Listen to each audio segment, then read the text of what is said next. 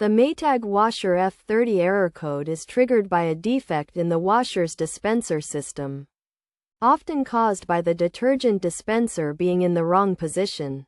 This error code can also occur due to blockages in the detergent dispenser drawer or obstructions in the linkage system that connects the dispenser to the motor. To resolve this issue, the detergent dispenser drawer should be cleaned to remove any clogs or clumped residue. After cleaning, the drawer should be replaced, and the machine should be run to check if the error persists. If the issue remains, the mechanical linkage should be inspected by removing the top panel and accessing the dispenser's top. Running a cycle and tapping on the motor linkage can help determine if it is functioning properly.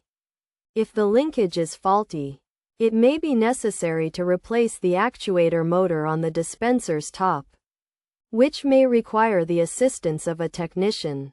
By following these steps, the Maytag washer F30 error code can be effectively diagnosed and resolved.